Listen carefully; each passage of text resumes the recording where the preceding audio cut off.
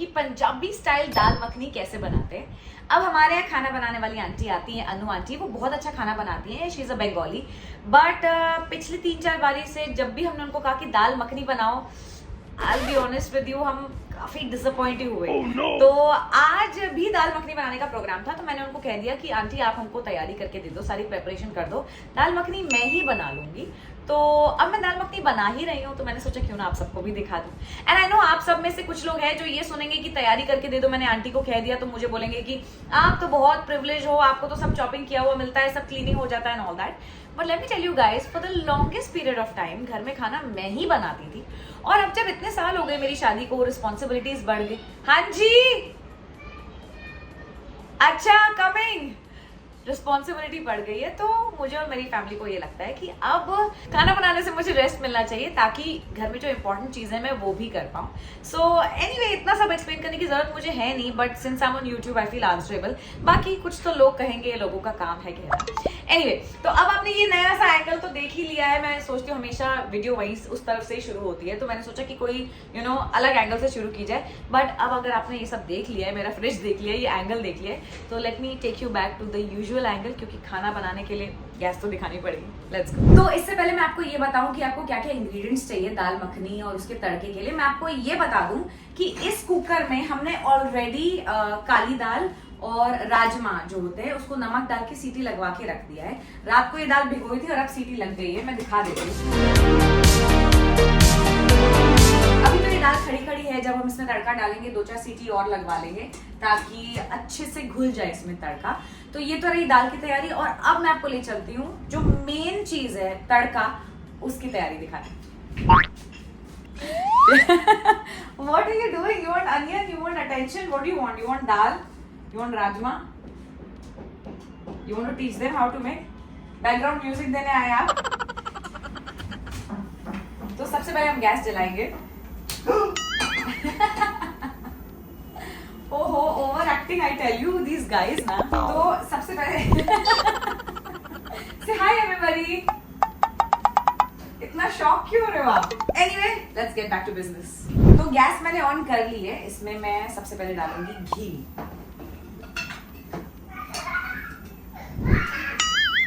और ये शोर आता रहेगा। इसमें घी डाल लिया, अब हम इसमें भूनेंगे जीरा।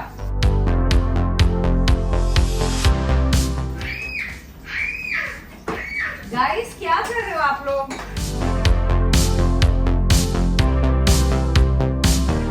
घी गरम हो चुका है, अब हम इसमें डालेंगे जीरा।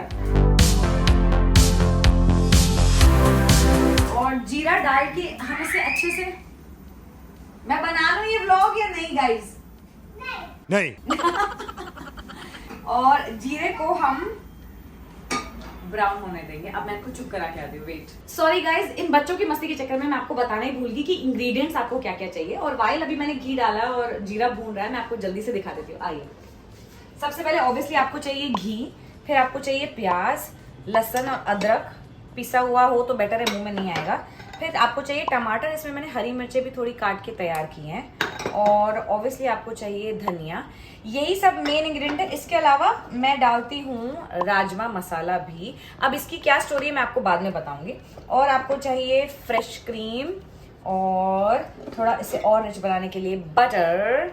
एंड ऑब्वियसली जो सूखे मसाले लगेंगे वो तो मैं आपको बाद में सिखाई दूंगी। तो चलिए लेट्स गो। ओके, इंग्रेडिएंट्स आपने देख लिए और जीरा भी काफी भून ही चुका है अच्छी तरीके से। अब हम इसमें डालेंगे प्याज।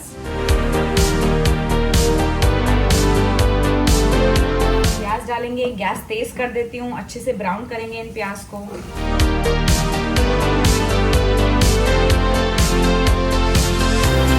और वेट करेंगे। और अब जब ये थोड़े ब्राउन हो गए हैं, वैसे तो इन्हें और ब्राउन करना है, पर जब ये हल्के से गोल्डन हो जाए, अब हम इसमें डालेंगे लहसुन अदरक, वरना लहसुन अदरक चिपकने लग जाता है। So this is the trick जो मैं अक्सर ही अपनी कुकिंग में यूज करती हूँ कि पहले ऑयल में या घी में या बटर में प्याज पकाती हूँ, उनको गोल्डन कर लेती हूँ, and then I put ginger garlic paste, लहसुन अदरक की जो भी पेस्ट है। वरना पहले डाल दो ना तो वो पैन में चिपकने लगता है, चाहे आपका पैन कितना ही अच्छा क्यों ना हो। तो अब जब प्याज इसमें ब्राउन हो गए तो मैंने इसमें लहसुन अदरक डाला है, क्योंकि प्याज तो मुझे और पकाने हैं ही, ब्राउन करने हैं, तो अब ये मिलके पक जाएंगे। Just look at it.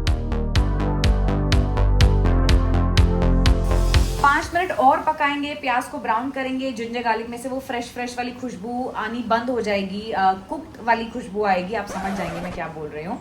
And then हम इसमें डालेंगे टमाटर। अब हमारे प्याज बहुत ही अच्छे तरीके से ब्राउन हो चुके हैं, एज यू कैन सी। कई लोगों को ये ज्यादा ब्राउन लगेंगे, पर मुझे लगता है कि टेस्ट इसी से आता है। गार्लिक पक चुका है, जिंजर पक चुका है, अनियंस पक चुके हैं, अब आई टमाटर की बारी। टमाटर है, टमाटर में थोड़ी सी हरी मिर्चें भी मैंने बारीक चॉप करके डाली है, मोटी मोटी मुंह में आएगी तो अच्छा नहीं लगेगा, और बारीक चॉप हुई होंगी तो टेस्ट में भी एनहांस होता है, सो देयर इज दैट। अब हम पकाएंगे टमाटर, वो भी अच्छे से जैसे हमने प्याज पकाए। याद रहे टमाटर जितने बारीक काटेंगे उतना अच्छा है, हमारी अन्नू आंटी ने इतने बारीक तो नहीं काटे। अब मुझे इसे एक्स्ट्रा पकाना पड़ेगा ताकि ये अच्छे से घुल जाए और खड़े खड़े ना रहे। ओके, सो टमाटर अब काफी पक चुके हैं। अब मैं इसमें डालूंगी सूखे मसाले। द ट्रिक इज कि टमाटर, प्याज, लहसुन, अदरक इतना पक जाए कि लिटरली वो, भाई क्या हुआ कौवे को आज? कोई मेहमान आने वाला लग रहा है। अच्छा, ये आज हम तो दाल मखनी बना रहे हैं। एनीवे, द ट्रिक इज कि अरे ओके द ट्रिक इज कि इतना पक जाए टमाटर, प्याज, लहसुन, अदरक की बहुत ही घुल जाए, ऐसा लगे ना कि कोई अलग अलग चीजें डाली हैं इसमें। So that is a pro tip. अब बारी आई सूखे मसालों। तो सबसे पहले मैं इसमें डालूंगी धनिया पाउडर, थोड़ा सा धनिया पाउडर, थोड़ी सी लाल मिर्ची पाउडर, और नमक एक्चुअली दाल में डालते हैं जब दाल उबालते हैं, तो मैं चेक कर लेती हूँ कि अनु आंटी ने दाल उबालते टाइम नमक डाला है या नहीं। अगर नहीं डाला है तो हमको डालना पड़ेगा, नहीं डाला है। एनीवे, तो मैं आपको बता दूं कि जब आप दाल को सीटी लगाएंगे तो नमक उसमें डालिए सॉरी, नमक उसमें डालिए ताकि दाल अच्छे से नमक पी जाए। बट एनीवे, अनु आंटी ने अभी नहीं डाला है उसमें, तो मैं नमक तड़के में डालने वाली हूँ। तो इससे पहले हमने डाला था धनिया पाउडर, लाल मिर्ची पाउडर, और अब मैं डाल रही हूँ नमक। चाहे तो इसमें गरम मसाला भी डाल सकते हैं, मैं थोड़ा सा डालने वाली हूँ।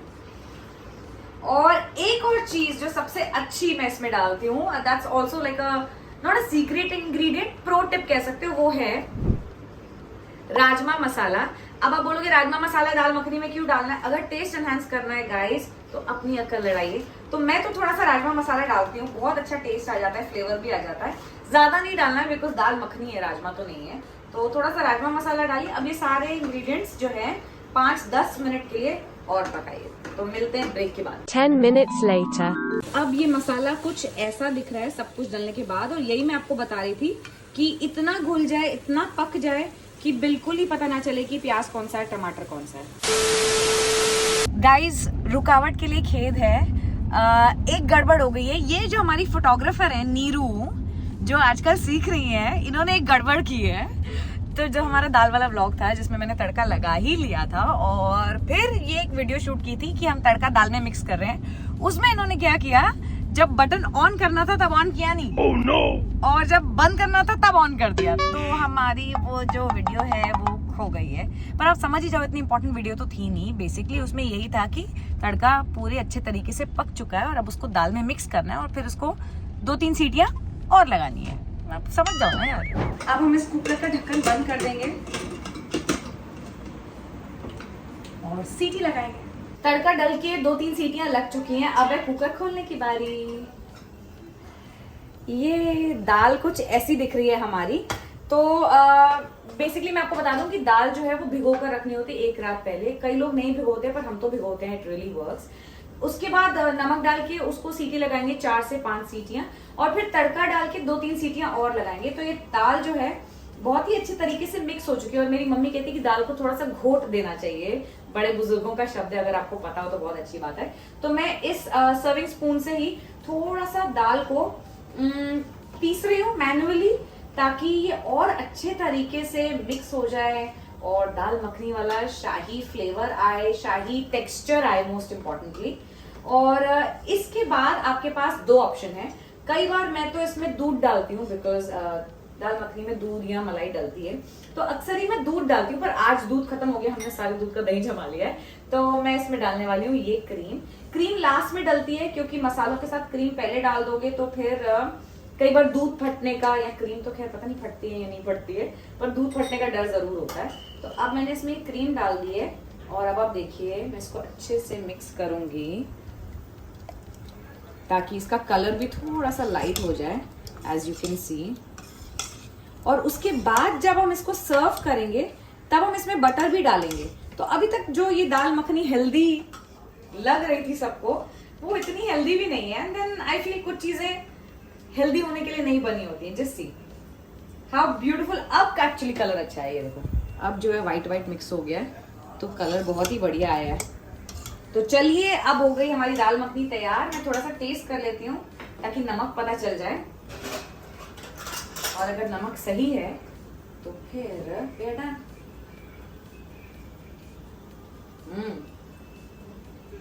गाइस, अपनी तारीफ तो नहीं करनी चाहिए, पर मैं दाल मखनी वाकई बहुत अच्छी बनाती हूँ।